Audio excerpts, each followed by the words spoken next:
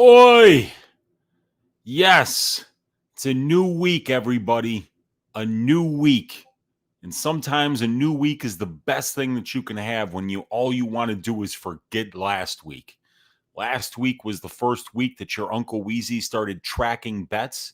So for those of you who are looking for someone to tail, go over to betmmatips.com and you can track a guy whose return on investment is negative 83%. Yours truly, Uncle Weezy.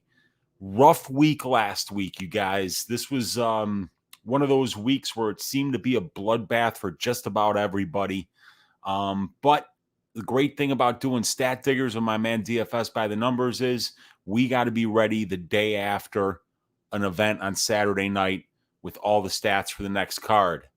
And I'm ready to break down all the fights on this card. However, we're not going to do that until just the tip tomorrow night on my channel. But right now, it's my guy, Smooth Jimmy. Look at how ready he looks over there, man. And I'm ready. We got to get into one of the 10 fights now that are left for UFC Vegas 36 that is coming up this Saturday, September 4th. And that fight that we're going to be discussing today is Dalcha champion Lungiambula going up against Marc Andre Power Bar Barriault. This is going to be a damn good middleweight scrap here, and I can't wait to get into the stats with all you guys here today. We got my guy Daz Files up here in the room saying, how much does this fight feel like Abdul Razak Al Hassan against D. Sharico? One KO'er and one good fighter. Yay. Hi, Weezy. Yeah. This one is very similar. Yeah. I mean, you kind of get the feeling that D. Sharico would have been the guy kind of just putting it on him, on Al Hassan as the fight went on. Would probably be the guy who easily won the third round if the fight was still going on then. Yeah, I mean, this is interesting. You know, Dalcha's very explosive. This dude is, he hits hard. His judo is really good in terms of being able to get the fight to the ground. And then he does have heavy top control. The dude's bricked up. And then you got a guy like Barriault who's got amazing conditioning, really good kickboxing, decent takedown defense, and a good get-up game. You know, so who's going to be able to win minutes early? That's what we're going to be looking at in this fight. We can kind of get into the stats and figure that out. We can all do it together because we got to try to get together this week and try to figure out how we could put the bloodbath of last week in the rearview mirror. We got my man Val Duar in the room here saying, let go. Let's go, Val. Good to see you, man. Appreciate it. And we got my man Dan Goldstein. It wouldn't be a balls deep breakdown if he wasn't hanging out with us here saying, let's do this, Uncle Weezy. Take my mind off the razor burn. Boy, that razor burn's going to burn for a couple more days. But you know what? That's all right, man. It's already Monday. That means it's a new week, Dan. This means it's a new week for us to get our money back, to do some more analysis, to pull out the good spots, and hopefully the fighters take care of business this week instead of letting us down when we pick these good spots. And Val's saying, but Dalcha has good cardio. Yikes, man. I don't know what fights you've been watching, but this guy Dalcha is bricked up like crazy. He's got muscle on top of muscle on top of muscle.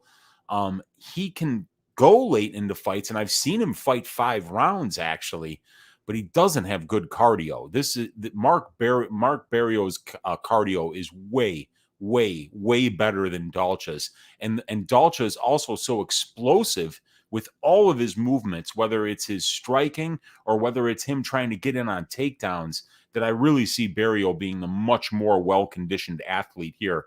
Barriault also a 2 division champion, just like Dalcha was prior to being in the UFC. So both of these guys have fought 5-round fights before, but Dalcha is going to be the first one to tire out. And Val's saying he's bricked up, but he can go the distance. I just meant good compared to Al Hassan. Oh, well, yeah. They're both, you know, and Al Hassan, a lot of people didn't give him credit for the fact that Al Hassan was never a quitter, because there were, I mean, like Malkoun blanketed him for 3 rounds.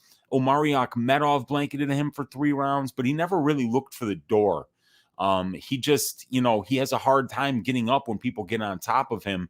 and he has a hard time keeping separation and keeping the fight where he's most comfortable. Yeah, Dalcha will go longer and probably better than Al Hassan, but yeah, Barriault is going to be the guy with the much better cardio in this fight, but it's going to be a good one, man. This is a really interesting stylistic matchup. I can't wait to talk about this one with you guys.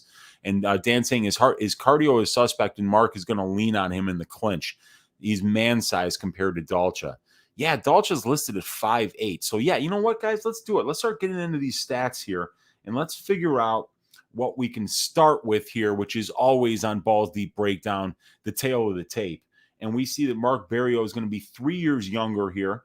He's 6'1", while Lungiambula is 5'8", but it's going to be Lungiambula with the 76-inch reach advantage. But it's weird, you know. I mean, if you look at Lungiambula, he doesn't have a long reach. I think his reach advantage is huge because his upper body is just so massive that his shoulders go out wider, but I think he's kind of got T-Rex arms. You watch this guy, he's not jabbing people up. This supposed length that he has, I think, is just a function of the fact that this guy has put so much muscle on his back that his shoulders just start about 3 inches further out on each side than a normal human being. I mean, this guy is so huge, so strong, and his left leg is kind of hard to look at. He's got a massive, it looks like his leg was mangled at some point in his life, but not to the point where he couldn't be a tremendous athlete and incredibly strong. But yeah, Lungiambula is an interesting looking dude, man. I mean, those trapezius muscles on him are ridiculous. I mean, everything is just muscle on top of muscle. So he is the type of guy that, you know, he does explode into all the strikes that he throws. He does explode into a lot of the judo throws, trips, and reaps. You see him going for like gi type judo throws out there. This guy does have a judo base. That is what he uses to get the fight to the ground. His striking is very basic. And Lungiambula is the kind of guy who does explode in order to get to that clinch range, which is where judo guys excel getting the takedowns. Judo guys aren't shooting in for double and single legs. Judo guys have to kind of get their arms around you first or get an over and underhook first before they can start to work, you know, your balance, try to get you off balance and then get you to the ground using whatever means that they have in their back pocket, which are quite a few ways. For Lungiambula's going to be using throws, trips, sweeps, reaps, and you do see him shoot the occasional double and single leg as well. So he is active in trying to get the fight to the ground. If we look at the pro experience numbers, we're going to see that Barriault's a little more experienced here with 17 professional fights. He's got 30 more minutes in the professional cage. We see the average fight time for both of these guys right around 10 minutes. You know, so both of these guys are pretty good finishers in their own right. And as well, they're getting finished. But we'll get to that in a little bit here. Both of these guys' careers started within 3 weeks of each other, as we see, 18 days difference in terms of when they started their careers. Barriault has 2 more UFC fights. He's got about 30 more minutes in the UFC cage. And we look at the average fight time for these guys. We see 14 minutes for Barriault and 12 minutes for Lungiambula. So both of these guys tend to go to decision, but when they don't, it seems like the fights are ending in the 3rd round.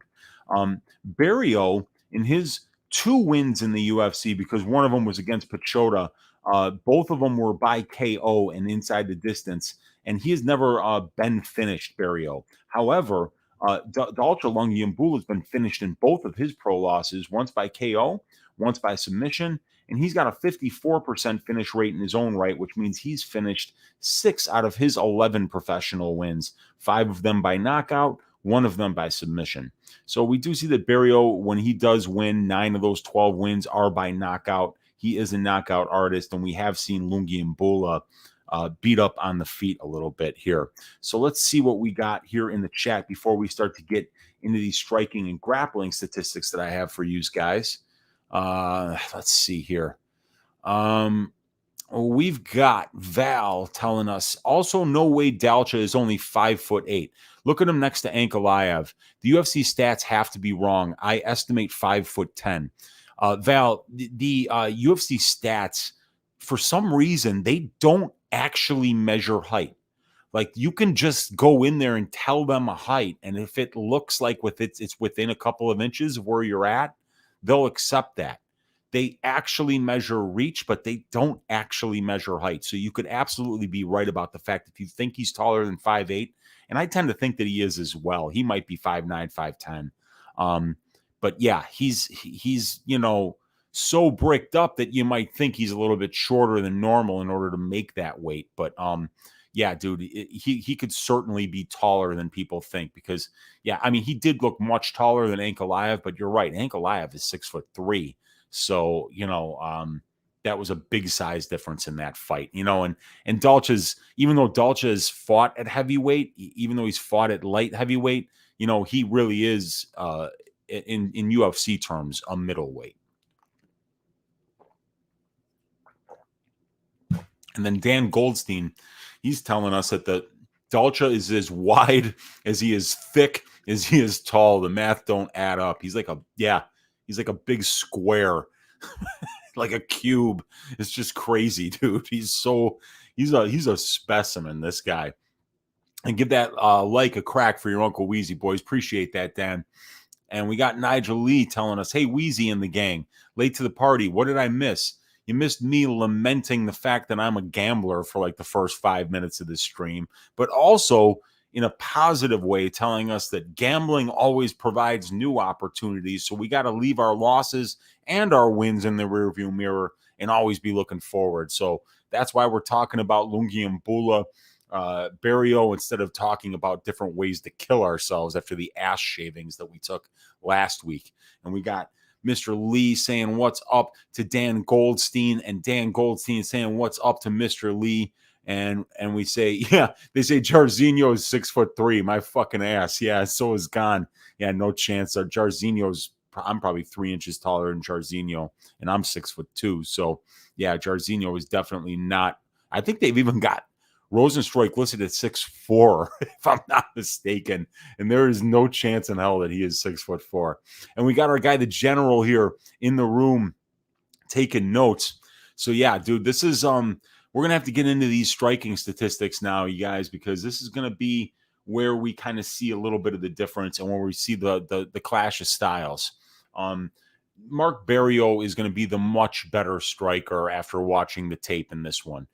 We see that Barriault has got some pretty nice numbers here, you guys. He's landing 5.36 significant strikes a minute, only absorbing 4.79 for, that's about 0.57 difference. 48% striking accuracy. He's showing some power, landing a knockdown on 0.53% of the significant strikes landed against that he lands against his opponents.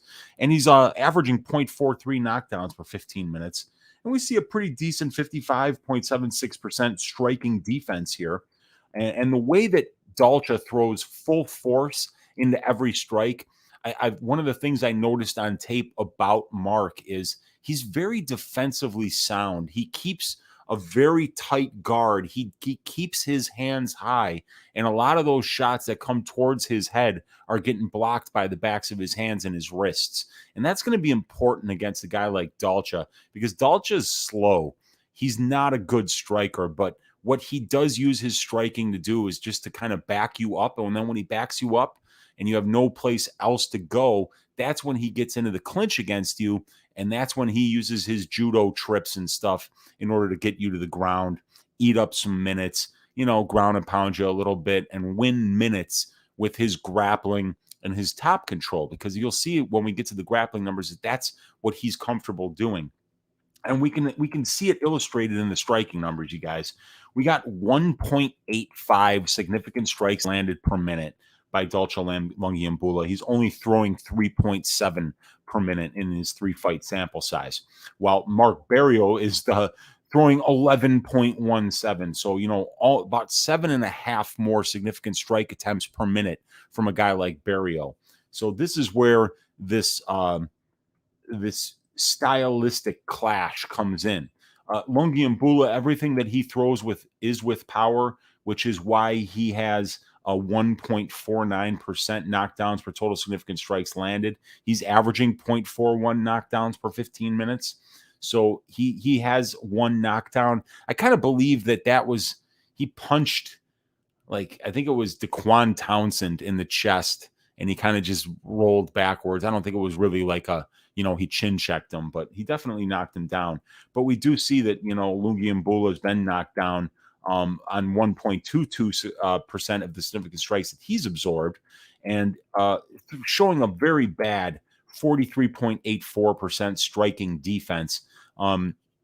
If you watch the Ankalaev fight, and obviously Ankalaev is levels above Marc Barriault, and he's even a weight class above Marc Barriault. But, when you watch that fight back and you watch Lungiambula on the feet, you see why this guy tries to initiate grappling all the time. His striking just isn't where it needs to be considered UFC level. This guy is just a power swinger. He's slow. And on a guy like Barriault, with the kind of experience that he has, the tight shell that he keeps defensively, and the good kickboxing experience, the way he moves his feet, his conditioning, his ability to be able to move in and out, Lungiambula is not going to be catching him on the feet. So every minute that this fight stays on the feet and not on the cage or on the ground is going to be a minute that Marc Barriault is going to be winning this fight. He's just too defensively sound, and he's too fast, and he's too skilled to get chopped up on the feet by Lungiambula, a guy who just throws 100% power into everything that he throws, never throws in combination, and frankly, is just because he's so muscular, he's kind of slow, and because he throws so much power into every strike that he attempts, he's gonna gas out quickly.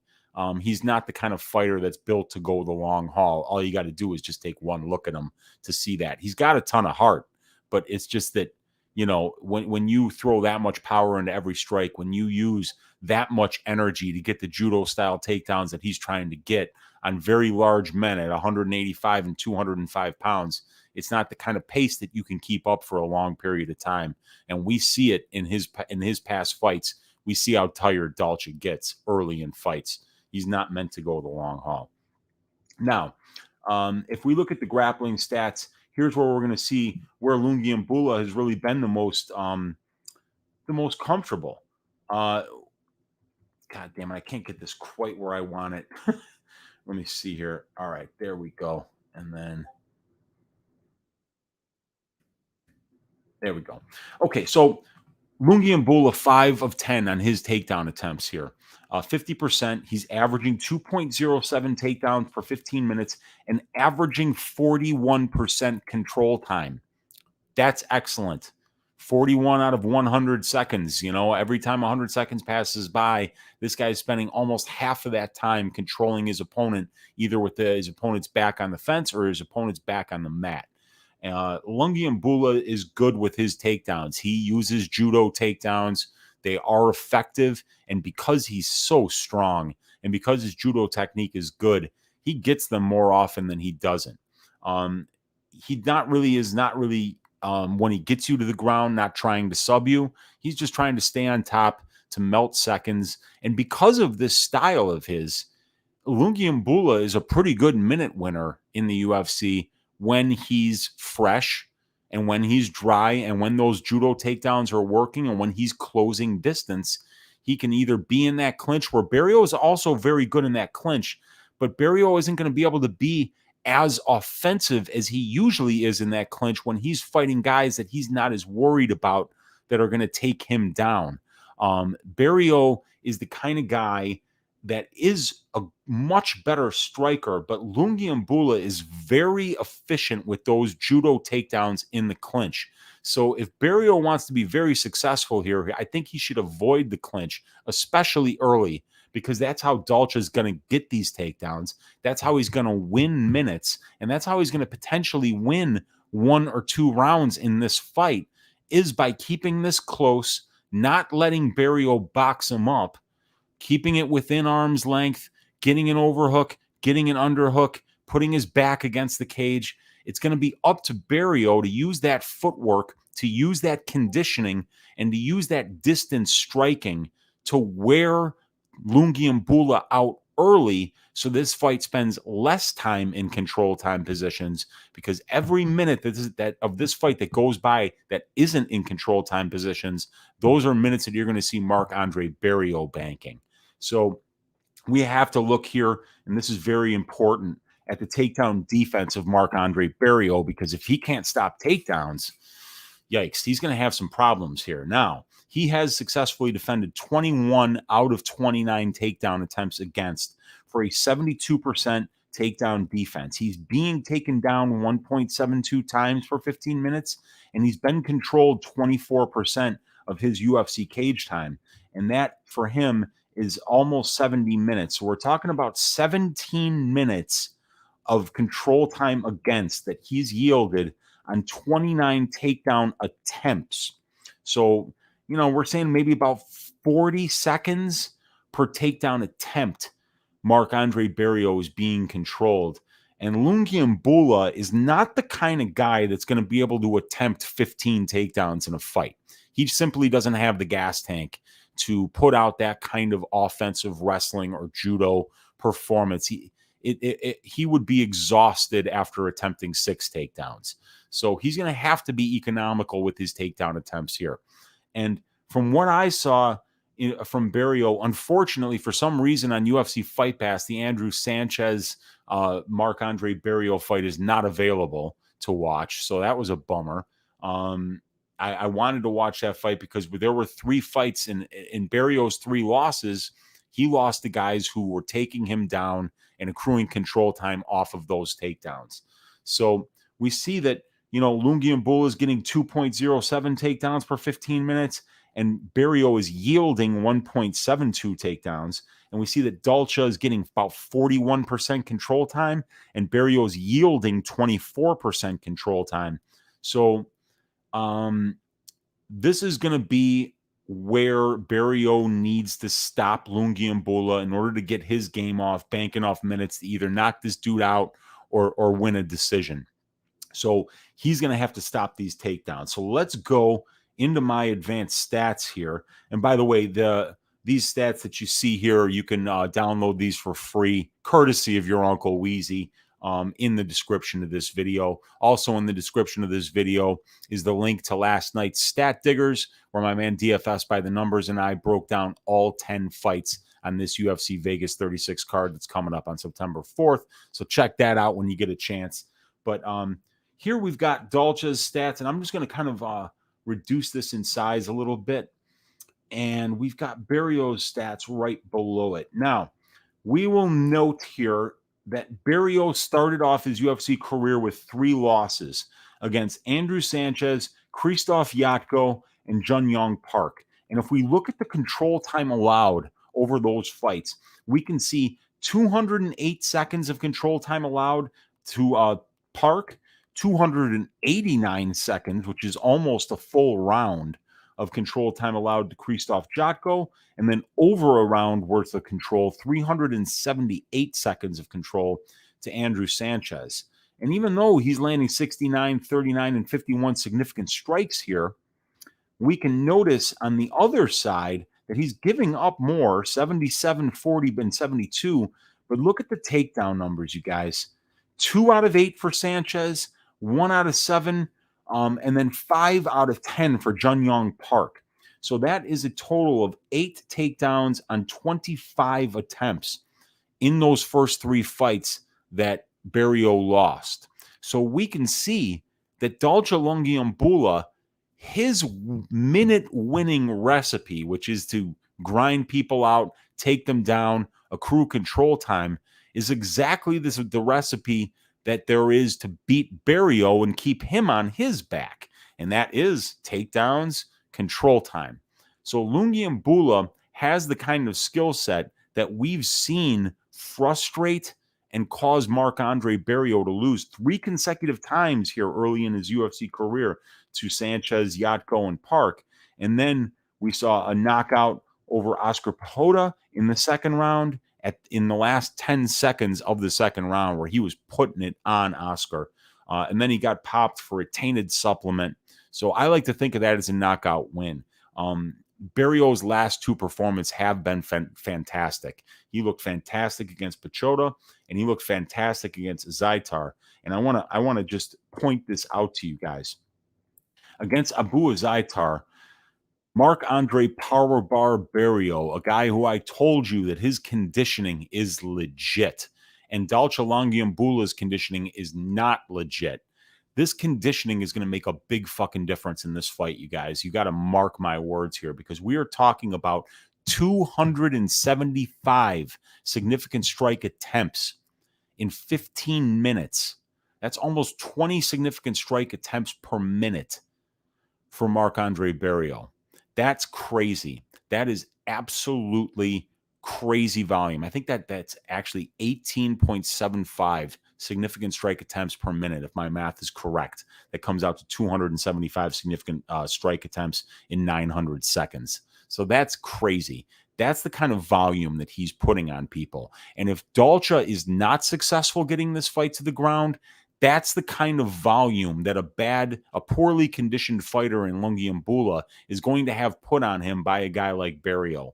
So it's going to be absolutely crucial that Lungiambula gets this fight into the grappling exchanges early, that he's successful with his takedown attempts. And when he is successful with his takedown attempts, he's going to have to make damn sure that he keeps Barriault there, because every time Barriault gets back up, Lungiambula's power bar goes down a little bit more, and that power bar is not a long one. For Barriault, it's 3 times as long. So every time he unsuccessfully tries to take down Barriault, you're going to see that gas tank get a little more depleted, and you're going to see Barriault get a little more strong, and you're going to see him be a lot more successful keeping the fight at striking range, where that volume and that power that he puts on his opponents will eventually probably finish Dalcha Lungiambula if he's unsuccessful getting this fight into that. Now we've seen, like we say here, 208 seconds of control time allowed for Park, 289 for Jotko, and 378 for Sanchez. So we'd like to say that in order for Lungiambula to have a chance to win this fight, he's either going to need to land a really big lucky shot, which is probably not likely because Barriault's never been knocked out. And not only that, he's very defensively strong. He's not the kind of guy that leaves his chin up in the air and has his hands down. He's not that guy. So I don't see Lungiambula landing a big shot here. So we'd like to say, let's say he gets about 250 seconds of control time. That's about what he's going to need in order to win enough minutes in a couple of different rounds in order to win this decision here, because I don't think he's going to be able to finish Barriault. And Barriault, on the other side of that, is going to have to make sure that these fights are more like the fights that he won, where he out-controlled Pichota 105-7, where he out-controlled Azaitar 360-123. And that's when you see him landing 141 significant strikes in a knockdown, landing 74 significant strikes in less than 2 rounds and a knockdown, because that's Barriault's path to victory here. Let's see what you guys are saying here. Let me see here. We got Dan Goldstein saying, I wish I could use the UFC height glitch in the bedroom, because if that was how it'd be, I'd be able to say I'm 14 inches and she'd just believe me. Yeah, man, wouldn't that be pretty cool if we could just, make up that own, our own measurement there and just talk about how spectacular we all are? Nigel saying, does anyone know where Dalcha trains? Which camp? Just curious as to who he's working with and if he's evolving. So, Nigel, according to my stats, and I get my stats from Tapology and SureDog, I have Dalcha training at a place called Dragon Power. I believe it's in South Africa. I believe that's where he trains, but I really don't know. He's originally from the Congo, and then he's in South Africa now. But if he's training any place else, I just don't have access to it. But at the last place, according to SureDog, according to Tapology, he's training in a place called Dragon Power. And according to the same sources, Barriault is training at Patenaude Martial Arts. Let's see here. We'll go back to the advanced stats. We got my guy Chris Kalanzis in the room saying he likes Barriault here by a second round knockout. I like the third round prop on this one, but I also like the second round prop if Lungiambula is unsuccessful getting this fight to the ground at all. Like if he doesn't win minutes in the first round, if he's unable to win minutes in the second round, I could see him getting knocked out in the second round. But I'm predicting that he kind of dirties this fight up early, especially the first 3-4 minutes of the first round. Maybe gets a takedown or two, maybe gets some top control time. But Barriault's got a really good get-up game, and I saw that evidenced on tape, and you can tell by the amount of takedowns that people are getting on him that he has to be getting up, because you can't get more than 3 takedowns in a fight if people aren't getting up. So anyway, I think the third round prop on Barriault is going to be a really good one for this particular fight. And I could also see him, like Kalantzis said here, finishing in the second round. And we got my guy DFS by the numbers in the room. What's up, Brady? He's saying, I like Barriault, but I'm not in love with the price, to be honest. I think Dalcha can have success early on. And that's exactly what I was just saying, Brady. We were talking about this fight, Brady and I were.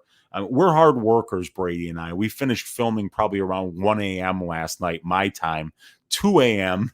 Brady's time. And then we started talking about some lines that we like. And this was one of the ones where I was saying, I'm going to take a long look at Barriault here at minus 140. And then when I woke up, he was already minus 150. But when I went to bed and I had watched all the tape on Dalcha, I decided that I didn't want to lay minus 140 on Barriault. Not that I don't think he wins this fight. I really do think he wins this fight. I could just see it being a really close decision. And I think the way that I'm going to I don't necessarily like the minus 150 now money line, but I do like Barriault's chances if he survives the early grappling attempts by Dalcha to knock him out in the second or third round. I like a third round prop. I like a Marc Barriault knockout prop. I think that's where the value is, because there's at minus 150, you guys, you're talking about what, like 62% or something like that? I need Z's odds mug to figure out what minus 150 is exactly. But, he's got to win it over 60 times out of 100. And, and Lungiambula is dangerous. And he is very good at getting the fights to the ground. He's got the kind of physique that when he gets his arms around you with his judo technique and just his raw strength, it's really hard not to get thrown to the ground by this guy when he gets close to you. So I could see him winning minutes early here, and even winning minutes early in the second round as well. And that's kind of scaring me off the money line. But the way I see Barriault winning this fight is by surviving those early grappling exchanges and then exploiting Lungiambula's poor cardio and the fact that he's been finished in both of his losses to get a late second round, a third round knockout after the volume of punches just really starts to add up. And Dalcha's lack of head movement and poor defensive striking really just takes its toll on him. That's kind of how I see this fight going. And I know that I was telling Brady that I was going to bet on him last night, but I agree with everything you're saying right there, Brady. And Goldstein saying the Di Chirico experience has me just wanting to bet this inside the distance, no side. I think if Dalcha wins this fight, it's by decision, because Barriault's never been finished, and his defensive wrestling is solid, not elite, but solid for the weight class. His takedown defense is right in the meaty part of the curve, and he's fought enough wrestlers in guys like Jun-Yong Park, in guys like Krzysztof Jotko and Sanchez, in order to be able to say confidently, yeah, I've fought wrestlers before, and those were close fights. Especially the Jun-Yong Park fight in particular was very close, and the Jotko fight was a split decision. So. Yeah, man. The Di Chirico experience just has me wanting to bet this inside the distance. I don't know about inside the distance, but I do like Barriault inside the distance. But Lungiambula's best win equity, in my opinion, is the decision. We got Hammering Hog, who I owe an apology to. But this week I tracked my own. Well, I didn't track the parlay, but I did bet that parlay for a half unit, and I was wrong on 3 out of the 4 units. Or I'm 3 out of the 4 legs on that one. What a night Saturday night, man. For those of you guys who didn't watch Stat Diggers, a black cat actually crossed my path when I was walking my dog before the fights on Saturday.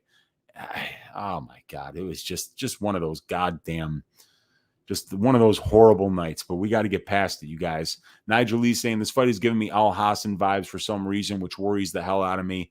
Yeah, I made a I've made a list now, and there's one name on that list, and it's Abdul Razak Al Hassan. I'm going to put the list up behind me shortly here, and then yeah, that's the list. I'll have to get one of those whiteboards that just has the names of people that I will never bet on or against ever again in my life, because there's no way that you can get it right. And we got Kalanza saying, thanks for Uncle Weezy for the breakdowns. Chris, thanks for hanging out with us here today. Appreciate that. And Daz File saying, I said the same thing. A Hammering Hog, did you see the mark on DeShirico's face from Abdul's shin? It's like someone cut him with a knife. Scary stuff. Yeah, it's like, it was like not so much like right here, and not like, here, but it was like right there, Whew. That was just absolutely brutal. Yeah, his face was effed indeed. And we got Hammer and Hog saying that kick was low-key lucky. Just as he threw it, DeShirico leans his fucking head into it thinking he was throwing hands. Yeah, man, anybody can do it. And Al Hassan, that's his win equity the first couple minutes of the first round, and he nailed it. And we seeing Dan saying that volume of strike stat for Marc just made my head go cold. That's bananas. Yeah, dude, the guy has got incredible conditioning, and I think it makes the difference in this fight. Hammering Hog saying, and Mir sharded on all the parlays last week. Oh, yeah. Yeah, man, he sure did, dude. And we got Asphalt in the room. What's up, dude? He's leaning Marc, as am I. I think Marc gets it done inside the distance by knockout after Dalcha's grappling-based game plan fails and his conditioning fails him shortly thereafter. We got UFC betting experience saying Marc round 3 KO last time was plus 2,300. I wonder what it is this time. Well, if the bookies remember getting their asses shaved at a tune of 23-1, you could bet it won't be there this time, man. And I think that, a Marc Barriault third round prop, or even a second round prop, in particular the KO props, are going to be things that your Uncle Weezy is going to be sprinkling this weekend for sure. Dan saying, Dalcha spent the early part of his career beating the everlasting fuck out of these pygmy people in the Congolese jungle. What I'm saying is that his early record is sus on that regional scene. Yeah, he was in EFN in that South African regional scene, which gave us such guys like Gareth Soldier Boy McLennan, Juan Potts, and then most recently Dricus du Plessis, who's 2-0. So that's a big South African import that's starting to make some waves there in the UFC. So, yeah, we got to see what Dalcha has got, because it's weird. If we look at Dalcha's record here on the screen, it's kind of, we don't really know what to think, because of course he lost to Magomed Ankalaev. Everybody loses to Magomed Ankalaev. Ankalaev is 6-1, and his only loss was when he just didn't know where he was, and he literally tapped at 4:59 of the third round to a triangle from Paul Craig that Craig didn't even really lock up and clamp down until there were about 4 seconds left in the round. So if Ankalaev just hadn't have made that one mistake, this dude would be 7-0 right now in the UFC. So of course, Dalcha Lungiambula lost to Magomed Ankalaev, up a weight class at 205 pounds. Keep in mind, this fight is at 185. And then, and of course he beat the tarantula Daquan Townsend, because everybody beats Daquan Townsend,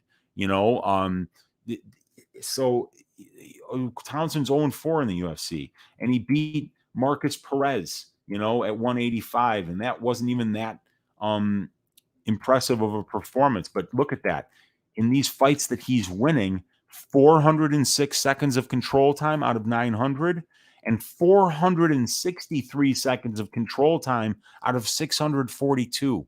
This guy's terrified to strike, you guys. And all you got to do is watch the Ankalaev fight to see what Dalcha Lungiambula looks like when he's striking at defense. Striking at range, it's not good. He blocks punches with his face. He's got no head movement, and he doesn't really have any footwork to speak of. He's completely flat-footed. Yeah, this is the clash of styles, you guys. Let's see. We got DFS saying, yeah, Marc KO round 2 and 3 instead of the money line. That's exactly what I was thinking last night. I talked myself out of the Barriault money line, and I'm talking myself into round 2 and 3 KO props because I see Dalcha's conditioning failing him here, and that's not going to be a problem for Barriault. And the meaty part of the curve is the next show just after just the tip.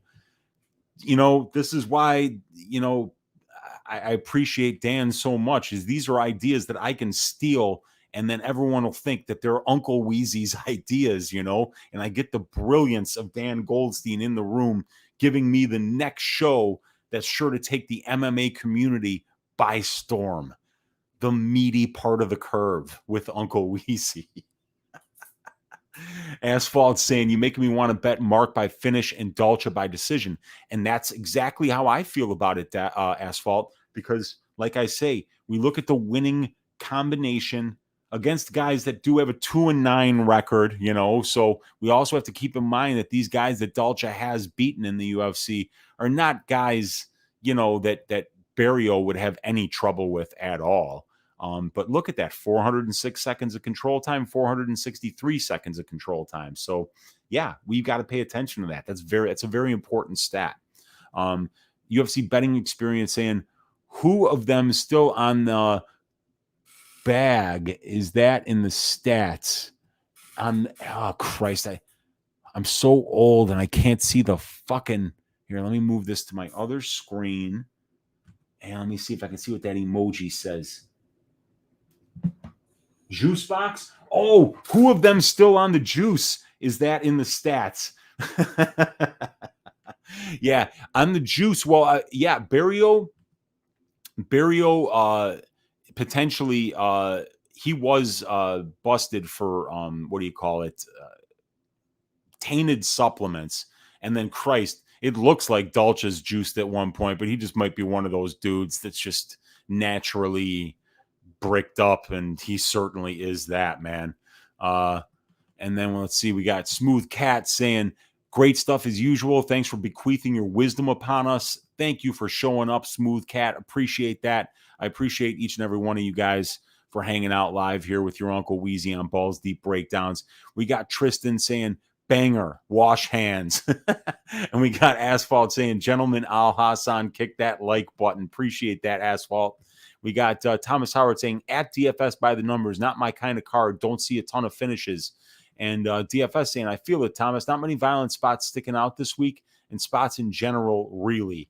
Yeah, Brady and I were talking about some spots that we like. I'm going to have to do some more research. I kind of tend to see that I'm liking some props more than I'm liking just betting straight money lines this week. And this is a great example of that. If I were on the Dalcha side here, I would be betting Dalcha by decision. If I were on the Barriault side, I would be betting those second and third round KO props. But I don't really like the money line here. I don't think you get rewarded enough for taking a chance on a guy like Dalcha getting plus 130, and I don't think that I think you're paying too much at minus 150, because then for Barriault, because you're assuming that Dalcha isn't going to be able to use that judo, which is really good, and use that, use those haymaker strikes in order to close distance and get his arms around him, rack up some clinch control, rack up some takedowns, rack up some ground and pound and some ground control time. I could see Dalcha winning minutes here, and I don't feel good about laying minus 150 against a guy who I've seen know that who he is and figure out that, how he knows how to win minutes. And he's shown that he can do that against Perez and Townsend, and he did it very well. So that's what's scaring me off the money line. And then we've got Thomas Howard saying Rojo, Jourdain, Brunson. Those would be my only violence bets. Can't trust Roundtree. Agreed. I like the Rojo violence. Rojo Martinez will be a banger. And just Marcelo Rojo fights in particular are like tornadoes. And, somebody's going to usually get finished. And the Jourdain by knockout, I think, is his best path to victory. And that's going to be a line that I'm going to be looking at because Erosa has been knocked out, I believe, in 4 of his 5 UFC losses. And we do know that Jourdain is a guy that's got crazy power. And then Val Duar saying, I mean, Marc could also win by decision. Yeah, be careful hedging with MOV props, guys. Yeah, I don't usually, sometimes, unless you can find a really good hedge, you're just limiting the amount, of your original read. If your read isn't strong enough not to hedge, sometimes you got to be real careful about what you put out there, because if the unlikely happens and you're like risking 3 units to win a half unit, well, if the unlikely happens 1 out of 6 times, it's all it takes for you to break even making those kind of bets. So definitely be careful when you're hedging. And let's see here. And we got Thomas Howard saying, yeah, the Jack Shore line is getting out of control. It's going to be close up to where Muradov was.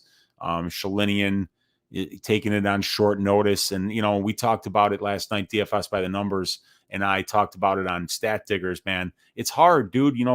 Taking a fight on short notice is very difficult, but then there are particular types of opponents, that you don't want to take a short notice fight against. And it's those guys that have that crazy pace and that they just stay on you like glue. And Jack Shore is one of those cats. Asphalt saying, I like Shore and Ankalaev parlay, put 1.5 units. Nice. Those are good names and those are winners. Martinez is violent too, though. He absolutely is. We went over those power numbers last night, Val, and he's a seriously powerful striker. My super square bet is Shore Aspinall parlay -3.5 for both. Aspinall, I don't know how he's going to deal with the wrestling of Spivak, but on short notice, you got to think that Aspinall will find a way to get the job done. The only guy I'd parlay on this card is Shore. And I do like Jourdain quite a bit, but I think Jourdain's win equity is the knockout. I'm going to probably bet the knockout prop for Jourdain. Thomas Howard saying Jourdain has a questionable chin, been dropped a couple of times. Yeah, and I think that's a great violence spot in particular. DFS by the number saying, not a joke, Uncle Weezy. Can you do a balls deep breakdown of McCann and Kim? Curious to see a deep look into that fight. Maybe I will. Just by looking at the stats and not looking at any tape. And I've watched a lot of Molly McCann's fights recently, not in the last month, but I tape studied her for the Procopio fight. And then like Jin Young Kim's fights are kind of like burned into my brain I just remember just like never liking anything that she did, just thinking she's completely underwhelming. So when I looked at the numbers for that fight last night and I saw the type of fighters that were beating Molly McCann and I saw the type of fighters that Molly McCann was beating, and then I looked at the defensive grappling numbers for Ji-Yeon Kim, I placed a 1.5 unit money line bet on Molly McCann at -105. I just think Kim is terrible. I think McCann can easily close the distance, go to the grappling, and grapple fuck Kim easily. Just completely make mincemeat of that 10-inch reach advantage that Ji-Yeon Kim will have. And then we've got Alan C saying, do a balls deep on Paul Woodley too. Oh, God, no chance. No chance, Alan. I am not going to be talking about Jake Paul on my channel. I can't do it, dude. Got to be talking about MMA, dude. Don't want to talk about YouTube boxers. I just don't, man. Unfortunately, he did beat Tyron Woodley. And even more unfortunately, I'll never get back the half an hour of my life that I actually spent watching that, but I did not pay for it. Nigel Lee saying, thanks for hanging out, Alan. It's good to see you in here, my man. We got Nigel Lee saying, there are like 5-6 great spots, in my opinion. Unfortunately, they are chalked as fuck. So it might just be a case to pick best 2 out of 3, put them in a parlay for plus money, hammer it. That's what I'm looking at. Nothing wrong with that. Nothing wrong with that. We got Tiffany saying, thank you for delivering this analysis in your own informative and comical way. Thank you for hanging out, Tiffany. I appreciate that. I've been a shit talker my whole life, so it's just kind of natural for me to come in here and just run my mouth for an hour straight, because that's what I've been good at my entire life. You can ask people that know me. I appreciate you hanging out with us, Tiffany. We got Asphalt saying, I was looking at Aspinall, but Sergey scares me. I'm a big fan of Sergey Spivak, and that line is way too wide. I'm probably going to bet Spivak, because to get him at plus 250 right now, I think he's too well-rounded of a fighter for him to be 250, plus 250, especially at heavyweight, such a division that has so much variance. Dan Goldstein saying the Brunson line is escalating too. It's almost at the plus 175 that I'm going to need to get it. If it gets up to plus 175 on Brunson, I will be joining you, and it may not even need to get up there for me to join you. We got Val saying Aspinall is high-level BJJ and wrestling. Yes, sir, he does. And who was it that subbed Aspinall already with that black belt of his? Let me see here. Aspinall got subbed by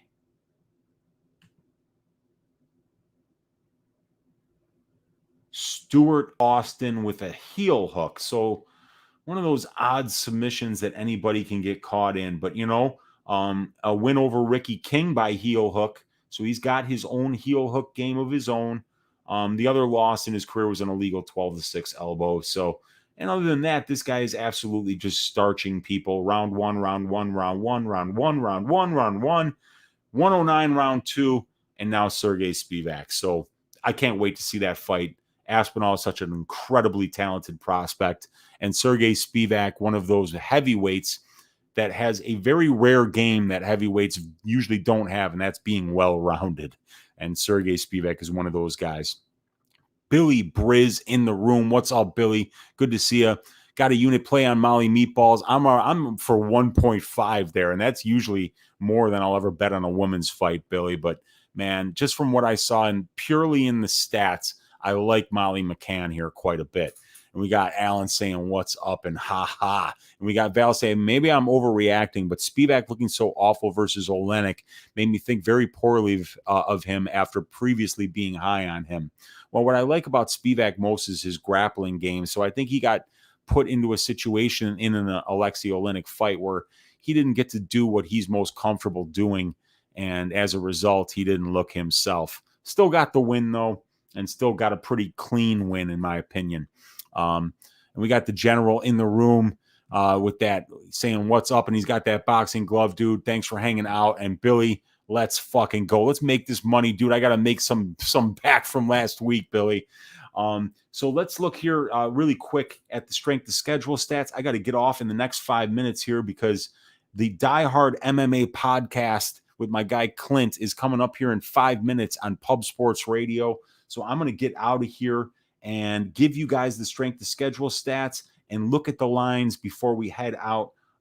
Pretty small sample size for both of these guys, but we see Barriault fighting the better ratioed competition at 1.31 compared to 0.88 for Lungiambula. 5 total fights for Lungiambula's competition, and Barriault at 6. And we do see that both of these guys are losing to guys with good records, and neither one of them has an impressive signature win yet. So I'm going to give Barriault just the strength of schedule because we're talking 5 fights compared to Lungiambula's 3, and the 2 victories that we have for Lungiambula are over 2 of the lowest level guys at any weight class to ever be in the UFC. So he's never fought and beaten a guy of Marc-Andre Barriault's quality before. So if we look at the lines here real quick before we get off, at the very top of the screen here, we're seeing minus 150 for Barriault, plus 135 is about the best line that you can get Dalcha at. The fight doesn't go to decision, sitting between minus 165 and minus 145.